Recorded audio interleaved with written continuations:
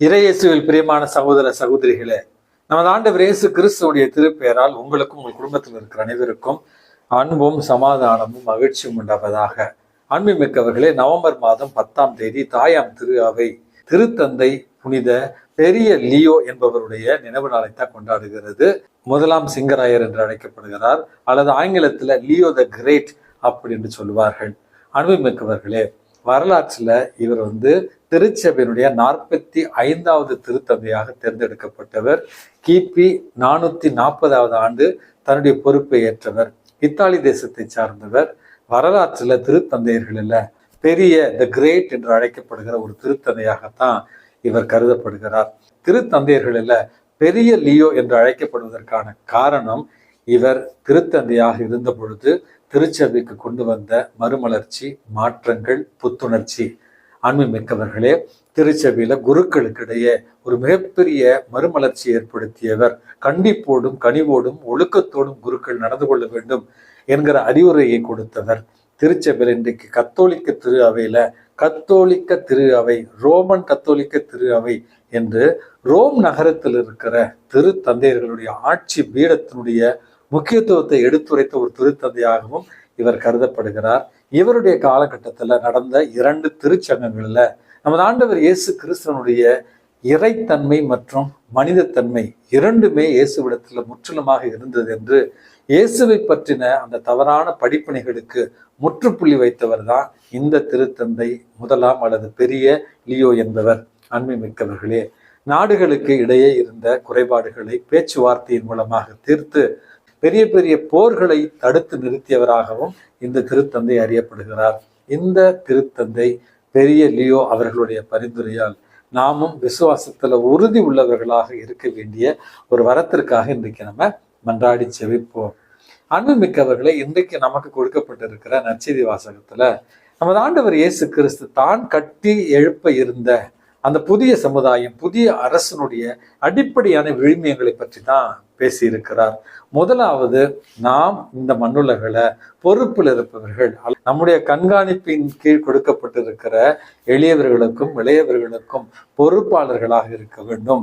நம்முடைய வாழ்வு அவர்களுக்கு ஒரு நல்ல மாதிரியாக இருக்க வேண்டும். அவர்களை பாவத்தில் விழ செய்யாத ஒரு நல்ல மாதிரியான ஒரு வாழ்வாக இருக்க வேண்டும். ஒருவேளை நம்முடைய கண்காணிப்பின் கீழ் கொடுக்கப்பட்டவர்களை நம்ம பாவத்துல வழி நடத்தினால், பாவத்தில் விழச் செய்தால், அவர்களுடைய கழுத்தில் எந்திர கல்லை கட்டி கடலில் அமிழ்த்துவது மேல் நலம் அப்படிங்கிற கடினமான ஒரு வார்த்தையை நமக்கு சொல்லி தருகிறார். இந்த இறையரசு இந்த மண்ணுலகில கட்டப்பட வேண்டும் என்றால் தலைமைத்துவத்தில் இருப்பவர்கள், பொறுப்புல இருப்பவர்கள் நல்ல முன்மாதிரிகளாக இருக்க வேண்டும். தங்களுடைய பொறுப்பில் கொடுக்கப்பட்டவர்களை முன்மாதிரிகையால் வழி நடத்த வேண்டும். வெறும் வார்த்தைகளால் அல்ல, வாழ்வால் வழி நடத்த வேண்டும் என்கிற முதல் கருத்தை தான் இன்றைய அடிப்படை விழுமியமாக சொல்லுகிறார் நமது ஆண்டவர் இயேசு கிறிஸ்து. இரண்டாவது ஒரு செய்தியாக, அன்புமிக்கவர்களே, இந்த இறையரசனுடைய இரண்டாவது விழுமியமாக நம்முடைய வாழ்க்கையில மன்னிப்பு இருக்க வேண்டும். பிறரை மன்னித்து நம்ம வாழ வேண்டும். மன்னிக்கின்ற ஒரு செயல்தான் இறையரசனுடைய முக்கியமான விழுமியம் என்று சொல்லுகிறார். தென் ஆப்பிரிக்கா நாட்டினுடைய விடுதலைக்காக போராடிய நெல்சன் மண்டேலாவை பற்றி நம்ம கேள்விப்பட்டிருக்கிறோம். 26 ஆண்டுகளுக்கு மேலாக அவர் தென்னாப்பிரிக்க அரசால் சிறை வைக்கப்பட்டிருந்தார். சிறையிலிருந்து விடுவிக்கப்பட்டு அரச பொறுப்பை ஏற்ற பிறகு அவர் ஒரு விடுதியில உணவருந்தி கொண்டிருந்த நேரத்துல அவருக்கு அருகில் இருந்த மேசையில இவரை துன்புறுத்திய, இவர் மீது சிறுநீர் கழித்து அவமானப்படுத்திய ஒரு வெள்ளைக்கார அதிகாரி பக்கத்து மேசையில் அமர்ந்திருந்தார். தற்பொழுது எந்த பொறுப்பும் இல்லாமல் ஒரு சாதாரண சிவிலியன் என்று சொல்லுகிறோம் அல்லவா, ஒரு பொதுநிலையினராக அந்த இடத்துல உட்கார்ந்திருக்கிறார். அந்த நேரத்துல நெல்சன் மண்டேலா அரசு தலைவர், அவர் நினைத்திருந்தால் அந்த வெள்ளைக்கார அதிகாரியை என்ன வேண்டுமானாலும் செய்திருக்கலாம். ஆனால் அந்த உணவு விடுதியிலிருந்து எழுந்து சென்று தன்னை துன்புறுத்திய, அவமானப்படுத்திய அந்த வெள்ளைக்கார அதிகாரியிடத்துல சென்று ஹாப்பி டே, குட் டே அப்படி என்று அவரை வாழ்த்தி விட்டு சென்றாராம் நெல்சன் மண்டேலா. தன்னுடைய கண் முன்னே தன்னை இழிவுபடுத்தியவனை பார்த்தும் மனமிறங்கி முழு மனதோடு அவரை மன்னித்து சென்ற மண்டேலாவினுடைய பெயர் தான் வரலாற்றில் பொறிக்கப்பட்டிருக்கிறது. காரணம், முழுமனதோடு மன்னிக்கிற ஒரு மனித தன்மையோடு வாழ்ந்திருக்கிறார் அவர். இன்றைக்கு பழிக்கு பழி, வெட்டுக்கு வெட்டு, குத்துக்கு குத்து, கொலைக்கு கொலை அப்படி என்று இன்றைக்கு வன்முறை நிறைந்த ஒரு சமுதாயத்துல வாழ்ந்து கொண்டிருக்கிற நமக்கு பழி வாங்குகிற எண்ணத்தோடு வாழ்கிற ஒரு சமுதாயத்துல வாழ்கிற உங்களுக்கும் எனக்கும் இறைவன் இறையரசின் இரண்டாவது விழுமியம் என்பது மன்னிப்பு என்பதை ஆழமாக நமக்கு சொல்லித் தருகிறார். மூன்றாவது ஒரு விழுமியமாக அன்புமிக்கவர்களே, இறையரசில் நம்பிக்கையை மீதியாக்க வேண்டும். நம்பிக்கையில நம்ம வளர வேண்டும். சமீபத்துல ஒரு மின் தூக்கி லிப்ட்ல ஒரு சிறுவன் அந்த லிப்ட்ல மாட்டிக்கொண்டு விடுகிறான். மேல இருக்கிற கேமராவில இருந்து எடுக்கப்பட்ட ஒரு காணொளி. லிப்ட் மூடப்பட்டு இருக்கிறது, அவனுக்கு உதவிக்கு யாரும் இல்லை. அந்த சிறுவன் பயப்படாமல் அச்சப்படாமல் அந்த லிப்ட்ல முழந்தாளிட்டு கடவுளிடம் ஜெபிக்கிறான். கடவுளே, இந்த லிப்ட் மூடி கொண்டு இருக்கிறது, எனக்கு எப்படி இது திறப்பது என்று தெரியவில்லை, எனக்காக இறங்கும், எனக்காக இந்த லிப்டை திறந்துவிடும், என்னை காப்பாற்றும் என்று சொல்லி ஆமேன் என்று சொன்ன உடனேயே லிப்டின் கதவுகள் திறந்து கொள்கின்றன.